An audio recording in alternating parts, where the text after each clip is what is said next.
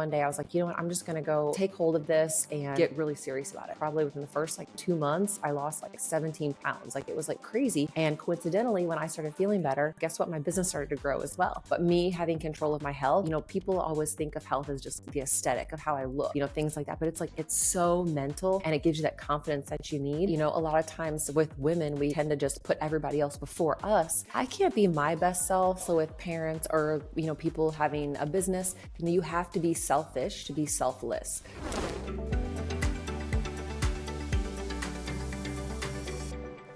Welcome back, you guys, to another episode of the Beyond the Scale podcast. I am your host, Katherine, and today's guest is a real treat to have on. As a longtime follower, it is a pleasure to welcome Emily Frisella, who is a mission-driven entrepreneur starting her first brick and mortar business at the age of 20. She is the founder of the Paper and Plan Company, a 3-time published best-selling author, the founder of the Women in Business Workshop, the COO of Arate Syndicate and 44/7 Media, co-founder of Freedom Reads Book Club, and a business coach and a speaker.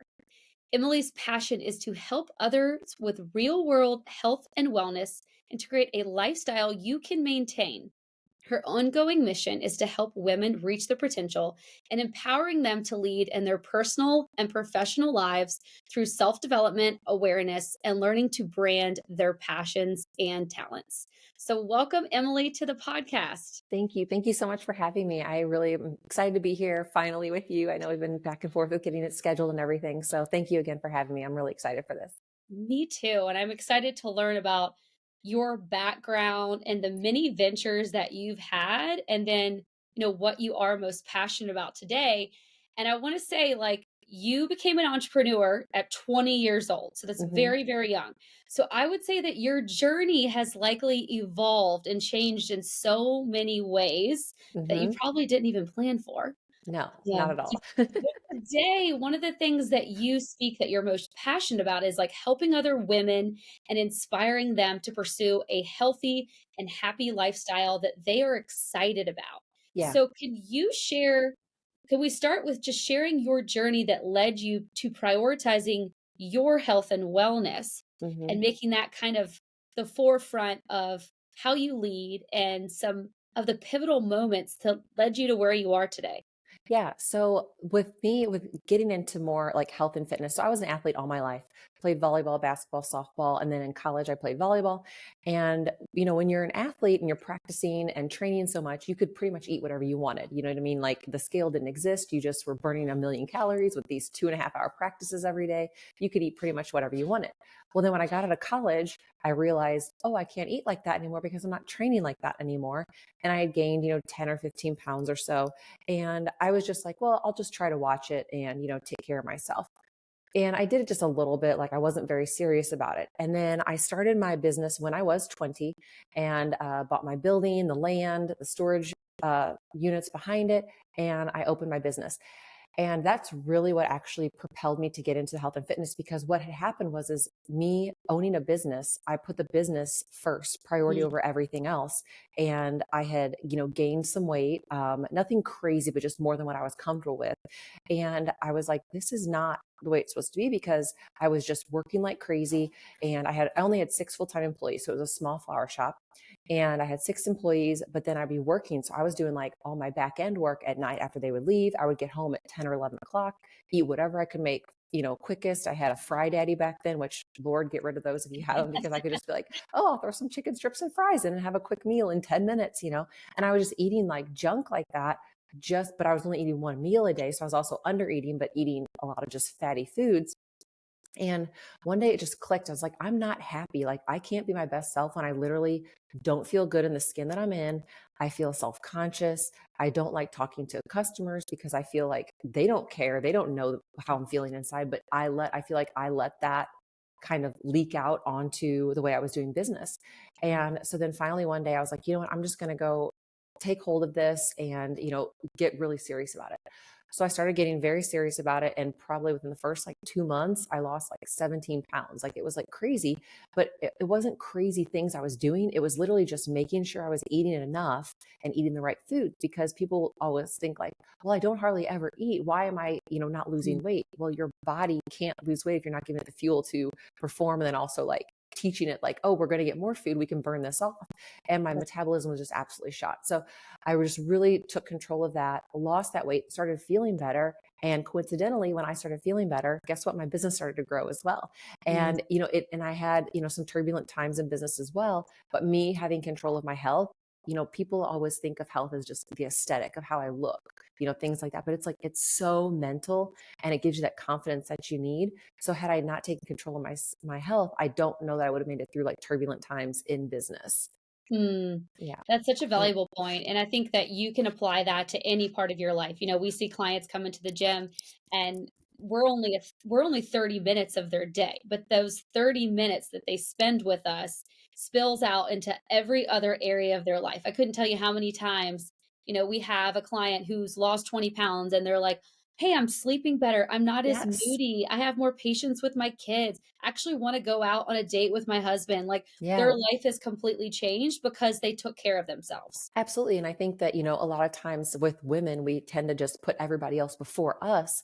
And then that was a click for me probably about 15 or 16 years ago. I'm like, I can't be my best self for, my significant other, for my teams, anything like that. If I'm not taking care of myself, like I have to feel good about myself, because that's going to spew over into their lives as well. And I'm going to be a better performer for them. And therefore, they're going to be more empowered to perform better as well. And they're going to grow in their careers and be more successful, make more money, and all the things that they have.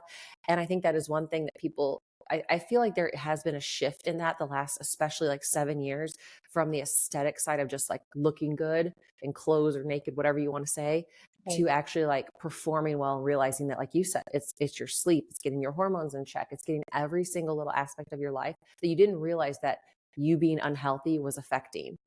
Mhm. Yeah, definitely, definitely. So, everyone faces setbacks and they struggle with staying disciplined. How do Hmm. you handle days when things don't go as planned? Which is going to be a two-part question because you have a planning company. Yeah.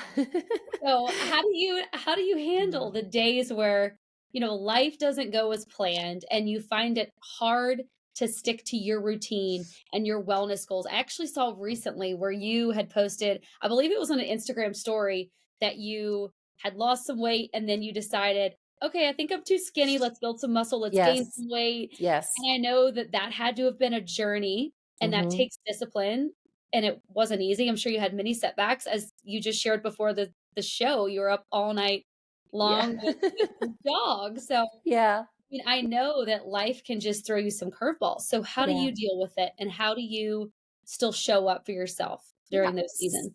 So, to be able to like to stay disciplined and stay on track is like I do plan everything in my planner of like what days I'm going to train, like what I'm training that day, if I'm going to train at home, if I'm going to head to our headquarters and train there. So if days don't go as planned, like you said, like with my dog, it was in the ER yesterday, I only had like a 30-minute window to knock out a quick workout. So I just go super intense just to get it done. Now, days that I just feel like, I miss meals or I can't train, those are days where I'm just like, you know what? If I look at the over under, like, you know what, I've won more this week than I have Mhm. lost. And then I also bought like a walking pad, just like, they're like 150 or $80 or something like that on Amazon. And I moved that into our spare bedroom, because that way the days that I have a ton of like, let's say admin work to do, like emails, response backs, I decide instead of just sitting at my desk and doing that, or on my phone sitting in a chair, I jump on my walking pad and I'll just at least get some steps in while I'm responding to people. I'll just sit there and text people back, DM people, set up appointments, things like that. So it's trying to navigate or create your environment around those types of things, because if I can't go down to the gym and get a great workout in, then you know what? I'm just going to at least get on the walking pad and walk for 30 minutes. I always try to get some sort of movement in every single day, because if I don't, I feel bad, and people, sometimes they think that's like, you're obsessed by or something like that. Mhm. That's not it. It's just you feel so much better if you're just getting, a little bit of sweat going that day, or, Right. walking outside. Like I'll walk up and down our driveway just doing emails and things if it's a nice day, because in my driveway, I don't have to worry about, people, cars coming by or people or anything like that. And I'll just be able to, to knock that out. But it's all about planning. So on Sundays, I always plan for my week. I plan what I'm doing every single day. That's meetings, appointments, things for work, my workout schedules. And then Mhm. when I feel like there are those times, because there are slumps, I'm by no means perfect at all, where there will be times, especially with seasons of growth like we have right now with one of my companies, is it's I don't have a whole lot of free time because Yeah. I still am very much a housewife as well. I do all the laundry, cook dinner every single night, and take care of, the things in the house. We do have someone that comes and takes care, like clean and things, but it's like I still have those tasks at night while running my companies and also, running my husband's brand as well. So on days like that, I just try to like just be like, at least my eating was on point. I didn't get to work out, but I got all my protein in. And I look Mm. for those things. And, when you take the 20 minutes to plan out your week, it is so beneficial because I always plan kind of like a floating time in that. So if something doesn't go as planned, guess what? I carved out another 45 minutes 2 days later that I can get caught up on this or, get a workout in that day or take an extra walk or something like that. So it's just about trying to find what your system is. I don't like the word balance at all because I feel like Mm. everything's a blend and a bleed whenever you're in business or just in life, like people that own a business and operating that versus someone that is a stay-at-home mom with kids. Those are equally as stressful and as difficult. It's just finding what works for you. So it's finding a system that you can create for yourself to be successful. Mm. I love the blend and the bleed. And what I'm hearing from you is that you have completely ditched the all or nothing mindset. Oh yeah, A lot of absolutely. our clients, they struggle with that, and I used to struggle with that. It's like on the days where you can't get your workout in, you might as well not worry about what you put in your mouth. Let's just eat it all and let's Yeah. consume everything and become a victim of the Yes. day that is just completely gone to you know Yeah. what. And I love that you've kind of ditched that Yeah. because and the over or under mentality because there are going to be weeks where you sit down on Sunday and you plan everything out and guess what, something It does doesn't not go happen. according to plan. Right. Yeah, and you have to reevaluate and you have to scratch it off and you have to figure out another way to get your movement in walking down your driveway or Right. doing a walking pad. So I really appreciate that you mentioned that because many of our clients that are new to taking care of themselves. As you mentioned, many of our clients are moms and Yeah. they feel like taking care of themselves sometimes feels selfish. They feel guilty about it and they're new to this concept. Yeah. And so for them, just being able to say, I got this one small win today and Yes. not looking at it as a small win, but looking at that whole day as a victory because Right.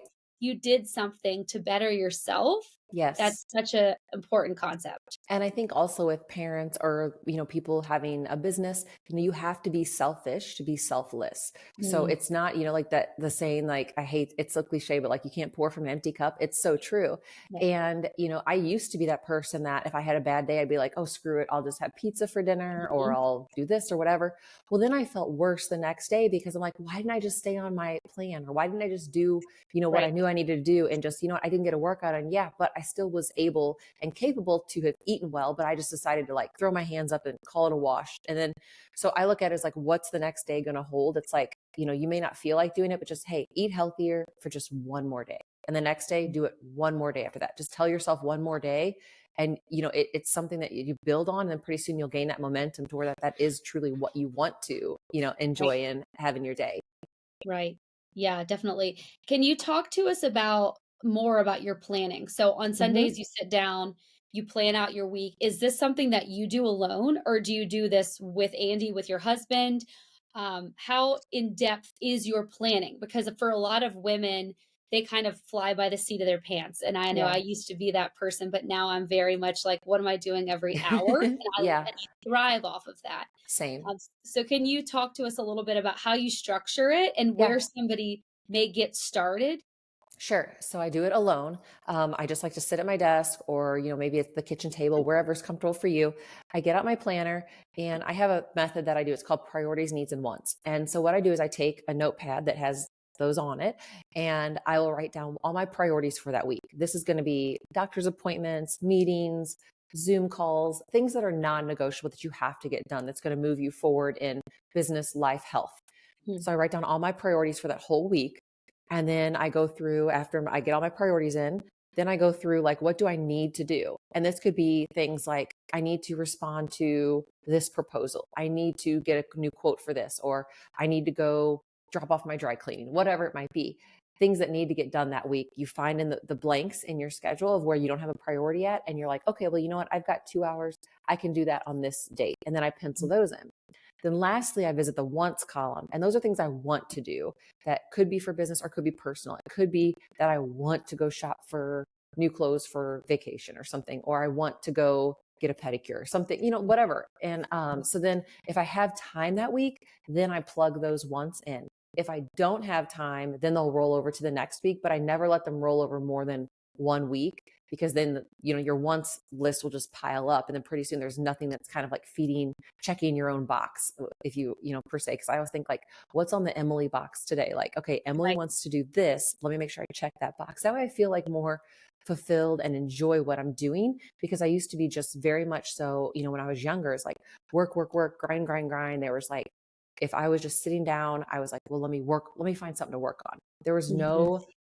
no type of thing that was just for me. So then I actually just started doing this like as of December. I'm like, okay, every day there's going to be one thing that I want to do. It could be like nothing major. It could be, I want to organize my filing cabinet. I love Mhm. organizing and stuff like that. So it's actually like enjoyable for me. Most people are probably dreading it, but I'll Well, it's do why you have a planning card. yeah, exactly. Yeah. So I just do things that like I want to, that's going to make me feel better. Like, oh, you know what? I want to, this day, today, I'm going to go try a new workout today. And, Mhm. I'll do little things like that. So I do that process, and it doesn't take that long. The first time you do it, it might take you 30 minutes, but right now I've got it down to maybe like 15, 20 minutes, just 'cause I've been doing it for over a decade. And then what I do then is like, when I get all that stuff structured in there, then I actually look at my days, and that's how I decide uh, how my workouts are going to go that day. Cause I do like a Mhm. split training. So it's like legs one day and then back one day, things like that. So I actually look at it as a woman, because, like we sweat, we get gross and grubby. Right. Like I can't work out in the middle of the day and then have to be on a video call, 10 minutes after my workout ends. So Yeah. I'm like, okay, I don't sweat that much with that workout. So I'm going to do that this day. But if I need to do a heavy workout that's going to make me sweat more, I'll wait till more the end of the day. So like, I don't have a certain time I work out. I structure my workouts in my day based on what body part I want to train, how much I'm going to sweat, and then where it like fits in my life that day. I love this so much. I do the same thing. So I have an infrared sauna and I sit Oh in it yeah. like 3 or 4 times a week. And last night I got in it when the kids went to bed and I was like, okay, I can get in it tonight because tomorrow I'm going to work out and then wash my hair. Like if I Yes. have It's so funny if how I the have washing your hair something thing. and washing your hair, I'm like, if I have something coming up, I don't have time to do all of this. So Yes. It's so and same true. with the workouts. I definitely like if I have a day where I'm like, okay, it's kind of an off day, I'm just gonna walk. Like it's all right if I have a podcast later on. I don't need to wash my hair. Exactly. That's how I am. It's like, it's so funny how so many women like the hair wash thing. It's Yes, true though. it is so true. So what I just thought of when you're talking about, planning out your priorities, needs, and wants is so back in the day, I used to make to-do lists and they were, so long. Oh And yeah. then at the end of every day, I would carry over anything that wasn't finished the next day. And what I found was that at the end of each day, I didn't feel as fulfilled because all I would do was go in and look for the things that I didn't get done. I Yeah. wouldn't celebrate the things that I did get done. And when I started planning and time blocking, which sounds more like what you're doing, Hmm. it allowed me to get to the end of the day and see like, okay, every hour was fulfilled with something and I was able to accomplish something. And sure, maybe I didn't get to as many once today, but I can carry that over to the next day. I think sometimes as women, entrepreneurs, especially, we feel like we're working so hard to get to that point where we can just sit down and relax and everything's done, but it's never. Right. Like It's there's never always done. going to be something new. Yes. So I think when you plan out your time like that, you're able to really see and pinpoint what you accomplished today Mhm. and what you can just move over and restructure a little bit. Yeah. And the beauty of that is that whenever you are planning it out, what you have to get done every single day, it combats that overwhelm or that feeling of Right. anxiety, because you're taking action on everything that you need to get Mhm. done. And you can feel confident about that, because I feel like a lot of times, like you said, as women, we'll have to-do lists a mile long and you just keep adding to it and adding to it. And then Right. like, it feels like it's just a never ending thing. Like you never get anything accomplished. But by doing it day by day and crossing off each day, you're able to see at the end of your week, you're like, okay, wait, I did really good this week. I did Mhm. get a lot of stuff done. I have progressed in my life and my health and my, business, whatever it might be. And so I think that is a really important like visual aid, if you will, for women to see that, to see like, okay, I am actually like accomplishing things, because otherwise you just feel like you're just treading water for the rest of your Right. life and never getting ahead. Right, definitely. So I want to shift a little bit into your women in business Mhm. workshop and your events that you have. So I'm a multi-location Fit Body Bootcamp owner. So I'm so inspired by what you have done and the events that you host. Can you talk to us a little bit about how you use that platform, and you can educate our listeners a little bit on women in business and Mhm. what it is, but how you help women step into their power and Yeah. really, you know, help them realize that you can put you first Yeah. and you can do all the things that you want, still take care of everybody else, and Mhm. live this super fulfilled life where you are stepping into your power, stepping into your calling. Yeah.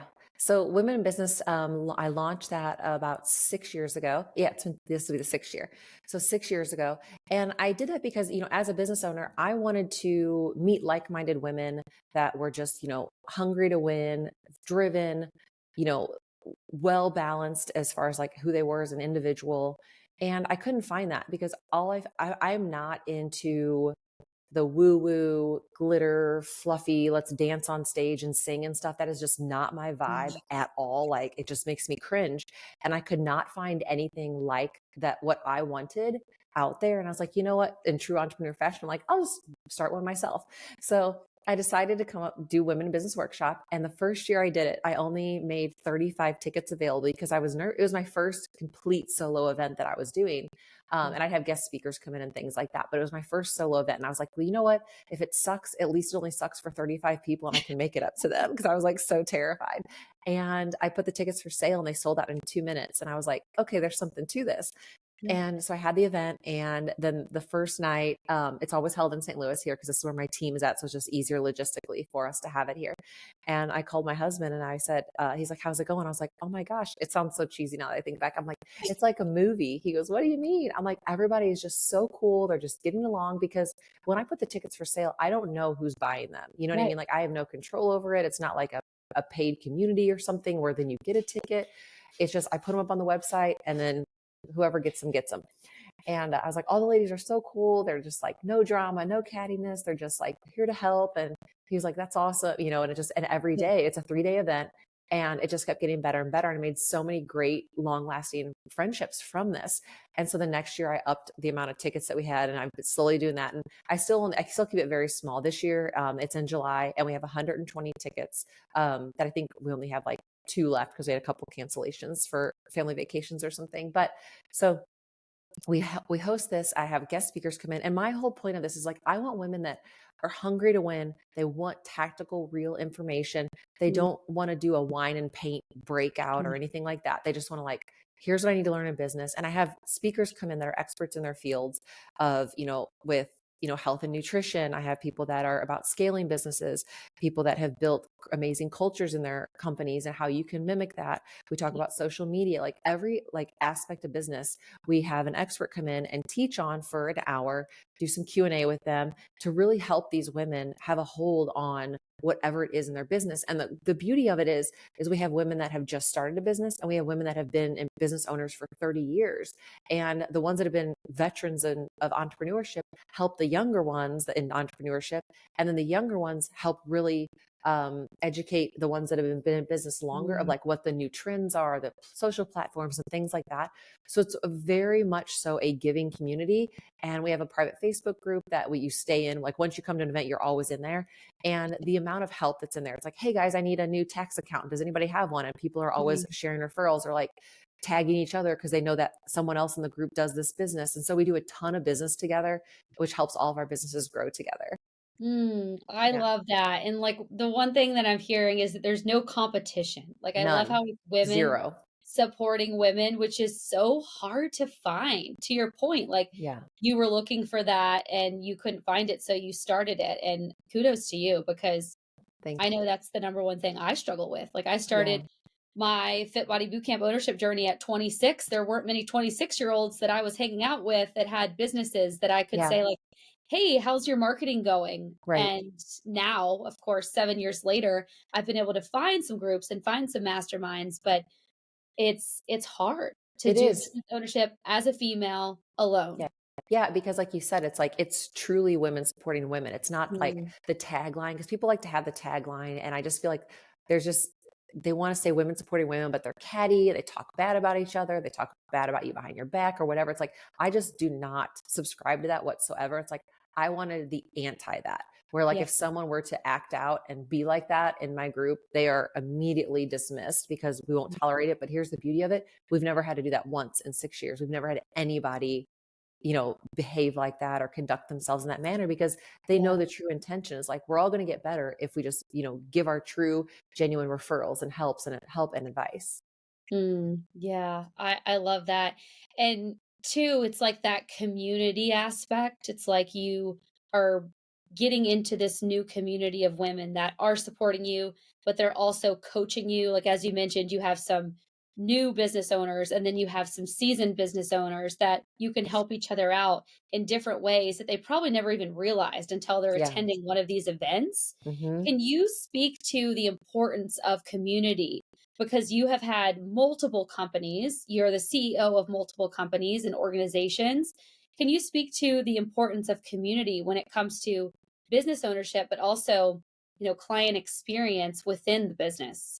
It really sums up as you can't grow if you're in an echo chamber. Mm, So when people surround themselves with just like yes ma'ams, or people that are like, oh yeah, that's great, or people that don't genuinely understand the growth in business. Like if you were to speak to someone that has never owned a business before, wasn't into fitness, why would you take their advice about business? Because they're not even compatible in with the industry that you're in. So when you surround yourself with a community of people that are actually more diverse and you're able to share with them, get feedback from them, it's more genuine and authentic. And it's almost like having a built in focus group for your business for mm, advice and things like that. Because I think too many people just listen to the three people around them and what they say, and then they end up falling on their face because a lot of times those yeah. people, if they don't have what you have going on, they don't really want you to win. They just want you to, to do just enough. They don't want you to do better than them. So I think, getting yourself out of that echo chamber, community is so important because it's not only good for your growth, but also like your hardships. Like people have been through a lot of stuff. And if you're able to be open and transparent with them and say, hey guys, I running into this with my business. I've done this, this, and this. Has anybody ever had this? And that's one thing that I love about, the women business community is, and also like our RTA syndicate community is that they're all willing, like, yes, I've been there before. Here's what you need to do Mm, this, call my friend. He actually fixed this for me. And, they're able to really feed into each other and help. And then you feel like you do have that sense of community. It's like one thing I missed is, playing team sports because I'm a competitive athlete. I love the team environment and having a business and having a team and a culture that gives me that as well, that mm, feeling, you know what I mean? That you are yeah, part of something. So I think it really is important that you may think like, I'm doing this alone. I'm solo. No one's ever doing anything alone. You're right. always building it with the community, with the people that are around you. So that's, it intensifies the reasoning of why you have to have solid people around you that are going to be able to really have your back for you whenever you need them in good times or bad. Yes. And I think that this goes so far to say, like, for business owners, you definitely need that community, but also if you are someone listening to this who you don't have a business or you're a Yeah. stay-at-home mom and you feel super alone in your journey in life, finding a community at a gym or any social group where there's people around you that are motivating you, inspiring you, Yes. when you're joining a group, I saw something the other day and I cannot remember for the life of me how it went. It's something along the lines of if the people that you're spending the most time with do not inspire you, you are in a cage and not something else. I can't remember what the other part was, but Yeah. it was just saying like make sure the people you're spending time with are inspiring you, are motivating you, are making Hmm. you better, and it's Yes. not the opposite. And I Yes. think so many women, you find yourself in life, whether you're a business owner or you're just, a mom, you have times where you need community to lean on. You need somebody Yes. to support you. And I think for me as a business owner, there have been times where I'm dealing with something and I'm embarrassed to ask for help. But Mhm. then when I do, I realize like I wasn't the only one that's dealing with this or had dealt with this. Somebody else had too, and they got out, and this is how they did. And I'm so happy I put myself out there Yeah. and allowed someone to help me. Because Yeah. sometimes, like, just getting vulnerable and getting comfortable with being uncomfortable in those situations can really help you. Absolutely. You know, what you just said is like so key as far as, putting yourself out there. Someone's always been through what you've been through. Mm. I saw something in a group the other day, and it was someone that was being very transparent. And they're like, they basically fell really, really hard on their luck, and they were going to have to file bankruptcy. And they hated, they were writing a post and they were so embarrassed to put it out there. And they're like, but I need someone that can help me protect myself and my business. What can I do? And I'm not kidding you, 15 people were in the comments almost immediately, like, hey, I actually went through this myself. Here's who I use. Like, and then that person was like, wow, they were commenting back to me, like, thank you Yeah. so much. Like, I was so embarrassed to post this. I'm so glad I'm not alone. I don't feel like a failure, and Mm. it's putting yourself out there because someone has always been through it. And Right. it's like, it's just like whenever you're younger, you look to someone else that knows how to ride a bike to teach you how to ride a bike. You look to someone that knows how to cook to teach you how to cook. It's all those little things that you did when you were younger, but now you're an adult and you have to ask for these things if we don't know, because the thing is, you don't know what you don't know. And so, Right. to be able to put yourself out there, like you said, and just like, yeah, you may feel embarrassed at first, but there's always someone that has done that. And that is usually they're always willing to help. Yeah. Definitely. Definitely. Well, Emily, before we go, I need to learn about all of your books and also your latest one. So, relationships first, people, passion, and profit.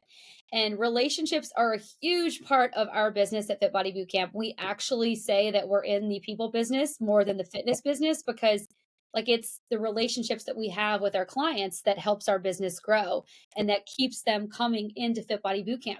So, can you talk to us a little bit about that book and what inspired you to write it?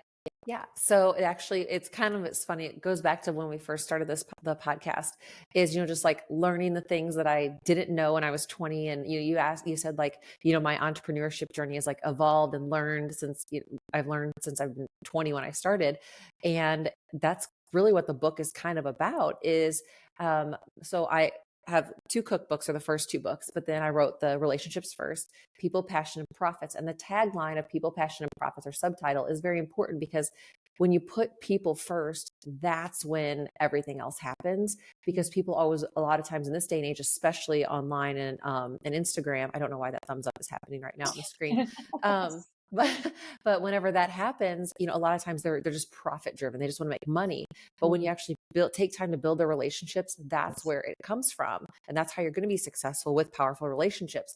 So I wrote the book, and it's 9 chapters, and it's based on my 9 core values for the paper and plan company, and how I got to those to be core values now in my life. Because when I first had my business when I was 20, I did not have core values. And it's all the lessons that I learned.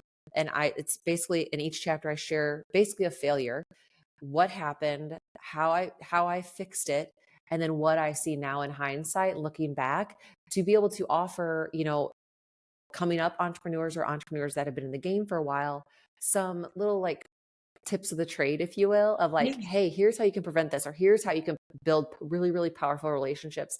I share like what I do every week with some customers of paper and plan company. I just have a random thing that I do, and I'll just pick, random people that have placed an order anytime in all the years we've been in business. And I'll just write them a handwritten note just saying like, hey, how are you doing? It's never a sales thing, never an ask. It's just genuinely like, just a thank you. And I do that every single Friday, and I have for years. And I just mail it to them. And a lot of times they'll repost on social, but I never repost that because that's not why I do it. And it's just because I wanted to keep that like genuine and that I do truly care. So the book is all about building very solid relationships no matter what industry you're in, because those relationships you build now, they can see you through till you decide to retire if you treat them right. It's just it's about fostering them, caring for them. Because people always ask, like, how do I make people, think that I care for them? It's like, you don't make them think, you actually do have to care for them. You know that, and in your business, it's like you guys have to care about these people to get the results, and in turn, you build amazing relationships with them, personal relationships. You probably know their kids' names and what their interests are, and hobbies and things like that. So relationships are very powerful, and too many people nowadays look at them as transactional instead Mhm. of actually like having meaningful, emotions with them. Mm, that's so beautiful and well said. And it's easy to get wrapped up in the transaction as a business owner. It's easy to be, just so focused on the profit and Yeah, so focused on your business growing. And in order to really show that you care, as you mentioned, you have to build that relationship first. Like you yeah. can't truly care about someone that you do not know. No. And And it's hard. that's what people don't understand is they look at it as transactional. That's a one-time thing. But what if you were so over the top and built such a positive relationship with this customer that they did happen to buy from you? And instead of them saying like they order, let's say, a planner from me, and they're like, oh, I got a planner. Instead, they're like, holy cow, I got this planner and I got email updates of every, when it was coming and when it was delivered. And, oh, they wrote me a handwritten note and they followed up with me and they sent me, this or that. It's then the word of mouth spreads so much more quickly because they feel they feel really cared for because you do really care for them, because the bottom line is, without your customers and these relationships you build them, you don't have a business. So Mm-mm. it's honestly just so, I think, egotistical, and just arrogant of people to think that they're just going to come out with a product and just going to have all these sales when they don't even care about the people. Mm. Yeah, in a world where we can just go buy anything on Amazon, we can buy Mhm. anything from one of these large companies that they don't even know who their customers are. I No. think that goes a long way, and it all goes back to, I mean, when I was a kid and I got a birthday present from a friend, I had to write a handwritten thank you note. Yep. Yep. And my daughter, she's 5.5, she went to a birthday party recently. She received a handwritten thank you note from one of her friends' moms, of course, because most Yeah. 5-year-olds can't write yet. Yeah. But I was like, "Oh, this is so special." And we put it Yeah. on the refrigerator, and I was telling Sophia, I'm like, "This is what I had to do when I was a kid." And Yeah. it just goes to the same point with businesses. I mean, like, when you have a client at the gym, for example, who's going through a hard time, and you write them that handwritten note and you say like, "Hey, we see what you're going through. We're here for you whenever you're ready to come back." That builds such a strong relationship that they're likely never going to go anywhere else. They're going to stay Absolutely. with you. They're going to be loyal to you because Mhm. you've been loyal to them. Yeah, and that's what I always say with handwritten notes, because like it's so cute, because I mean my parents, my sisters, my nieces and nephews, who range in age between 2 and 17, they Mhm, all write handwritten notes. And my sister, even mhm, when for my 2-year-old nephew's birthday, yeah, it'll just be like a little sketch, and then she'll write like the note, but right. she still like has them do that to instill that in them. And the thing is, like, it's just, I always say it's putting your time on paper, because in the age of information and the age of technology, people, it's so quick to just shoot a text off or shoot an Mhm, email. But when you get a handwritten note in the mail or in a package, it means so much more, because that person put their time on paper for you, and they, mhm, put a stamp on it, took it to the post office, and it just means so much more than just getting a text that they can write in 5 seconds. yes, Yeah. yes.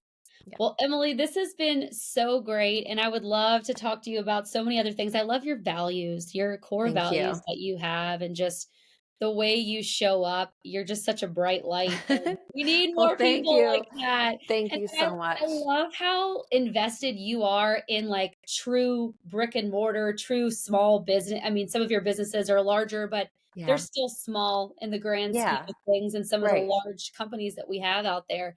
Because Fit Body Bootcamp, our location owners, they're very much invested in their brick and mortar locations. I mean, Hmm. sure, we're showing up online, but we're all about building relationships, building that community and culture, and you really just speak to that. So Well, thank you thank so you. much for No, being on the thank show. thank you so much for having me. I really appreciate it. So where can all of our listeners learn more about you and find all of your books and all of the things that you're Yeah. doing? The easiest way is just Instagram. It's just at Emily Frisella. And then, the link in the bio thing, you can find anything there. Okay, awesome. Well, thank you guys for joining me for another episode of the Beyond the Scale podcast. As always, make sure to subscribe to our YouTube channel, check us out on Apple Podcast and Spotify, and share this episode with all of your friends. Until next time, thank you so much.